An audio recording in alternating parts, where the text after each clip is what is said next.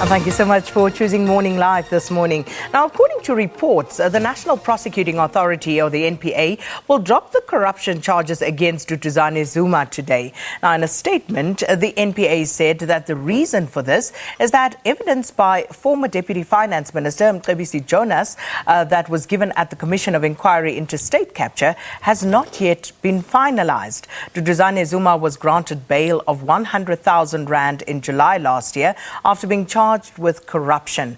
The charges stem from allegations that he tried to bribe Jonas in 2015.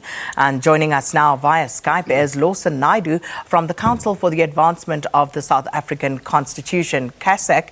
And welcome and thanks for speaking to us this morning, Lawson. Good morning, Sakina, and thank you very much. All right, let's start from the beginning. The charges that were conferred on Duduzane Zuma, and at the time, one would have thought that the NPA had enough evidence for them to move forward and proceed here. But would we be correct at this point in assuming that the NPA simply does not have enough evidence or compelling enough evidence to proceed at this stage? Well, I think your summary is very accurate. Sorry. One would assume that at the time the NPA decides to bring charges, they have sufficient evidence, they are confident enough that they can secure conviction, and they should be at that stage ready to go to court to trial on the matter. The fact that they are now withdrawing the charges, albeit possibly temporarily, whilst Mr. Jonas's evidence is finalised and perhaps other evidence is finalised. But it does call into question the purpose behind the laying of the charges initially, and in particularly the timing of those charges. Now, even though a statement was released yesterday, Lawson, is it safe to say we cannot at this point confirm the withdrawal of those charges until, of course, they actually get to court? Of course, those charges have to be withdrawn in court. The charges have already been laid. Mr. Duduzane Zuma is due to appear in court today, and those charges would otherwise have been put to him, and the NPA will therefore have to go to court and to inform the court that they are withdrawing the charges and that there is no plea for Mr. Zuma to enter. So if we were to take a moment to just look at the conduct of the NPA in this specific case, now, is it possible that they are waiting for more evidence at this stage? Because given the turn of events, it does seem to suggest, that maybe they're not quite ready, as you pointed out, but it gives rise to so many conspiracy theories, and one would suggest unnecessarily so. Well, indeed, I think it does, because, having brought the charges, they should have been ready at that time for the matter to go to trial. Clearly, they're not ready. And like you say, that calls into question the purpose of bringing the charges at the time they did. And I think it is significant that the charges were initially brought in July last year, while Mr. Sean Abrams was still in office as the National Director of Public Prosecutions. Now, is there any justification, though, that one could come up for the NPA and this turn of events?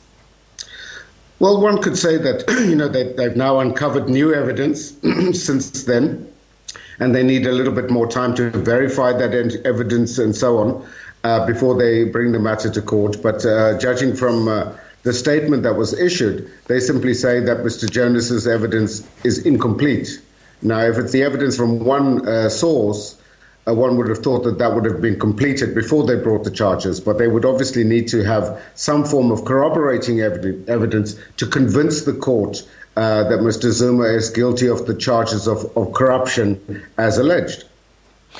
In their statement, though, Lawson, the NPA goes on to say that it is in the interest of justice to withdraw the charges. So what does that mean to a lay person like me? And, what is your view on that particular matter? Well, I think it's a poor excuse. I think what it's seeking to suggest is that if they proceed now, they're likely to lose the case. If they were able to compile more evidence and bring the charges again at a later stage, they might be able to convince the court then on the basis of stronger evidence. But, that again, as we said, calls into question their bona fides in bringing the charges in the first place. So the Commission of Inquiry, which is, partly why they have now embarked on this new course of action, this is a fact-finding exercise. This could still go on for quite some time, and it could be a long time before the report is actually released. So given that scenario, will this not complicate this case against Duduzane Zuma even further? Well, it shouldn't, because the NPA are not allowed to use evidence that has been put before the Zondo Commission in a court of law. They have to produce their own evidence, get their own affidavits from witnesses. And I think, once the NPA have sufficient evidence against a particular person, they must proceed regardless of what is happening at the Zondo Commission of Inquiry. Because, as you rightly point out, if they were to wait for that, we'd be waiting for another year or two at the very least. So what does this do for the already hollowed out reputation of the NPA? And of course, Shamila Batohi, who steps in now at the beginning of February as the new NDPP. Well, I think, that's why I said the timing of these charges is important to bear in mind, because, as I said, it was under the leadership of Sean Abrams. And it was at the time that he was trying to save his own skin.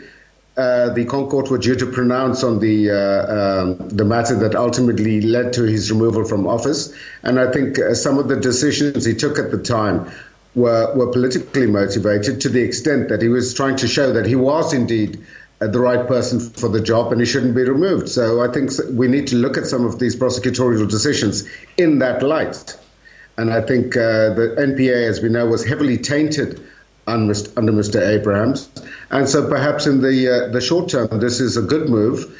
It allows Advocate Shamila Batohi to come in next week and to start with a cleaner slate than she would otherwise have. Because, you don't want to have to prosecute high-profile cases where the inadequate preparation has been done. Now, Lawson, if you were to sketch a few scenarios for us, exactly what is Shamila Batohi walking into at the NPA, given not just this particular case, but all the other cases and, the backlog that exists. And one that I always bring up is the TRC and the lack of prosecution on those cases. What does she do? Where does she start? Well, she's got a mammoth task ahead of her, and I think she's aware of that. It was clear from her interview that she understood the scale of the job that confronts her. So she needs to do a number of things. She needs to restore morale amongst the NPA staff. She needs to restore public confidence in that institution, so that when they do actually bring charges against people, there is a conviction. There's a belief that they will succeed, or that they have done their best to bring a case before the courts. So I think it's a huge amount of work, and I think, yes, there's some of these high-profile cases that she will need to prioritize, but she can't just focus on those. She has to fix the institution of the NPA to safeguard its autonomy, raise staff morale, and allow the organization to function in a much more effective way than it has done before. How does she deal with some of the conflicts that already exist as a result of opportunistic appointments that had been made, factionalism within the institution itself? How should she go about dealing with all of that? Well, I think there's a huge amount of work. She'll have to look at the top leadership structure of the NPA, and she's not the sole decision maker in that regard. She will have to make representations to the president in terms of the allocation of responsibility for the deputy national directors. We know that advocates Jiba and Mcebisi are currently facing a fitness inquiry into their fitness to hold office, and that should be concluded within the next 6 weeks. So, assuming that the two of them are removed, it opens the decks for new appointments to be made and a new leadership team to be built around Advocate Batohi. And Lawson, just finally, just to wrap it up, in your view, just to bottom line this, do you think that the NPA charged Duduzane Zuma prematurely? Well, I think it's an assumption that we can make based on what they said yesterday, that they're not ready to press those charges. And as I say, those charges were brought very opportunistically, and I think in breach of their code of conduct, in breach of their own guidelines, and it was done for self-serving purposes rather than in the interest of justice. And perhaps their statement is now correct that the withdrawal of the charges temporarily, we hope, is in fact in the interest of justice. Well, Lawson Naidoo, thanks so much for speaking to us this morning. And Lawson is, of course, from the Council for the Advancement of the South African Constitution, and chatting to us about the withdrawal of charges, or at least the NPA's intention to withdraw corruption charges against Duduzane Zuma today. And, of course, as always, we encourage you to engage with us. And that's on Morning Live, SABC, Morning Live, SABC. That's our Twitter handle, and tell us what your views are on this. You heard Lawson Naidoo does believe that perhaps those charges against Duduzane Zuma were brought prematurely. What's your view? All right.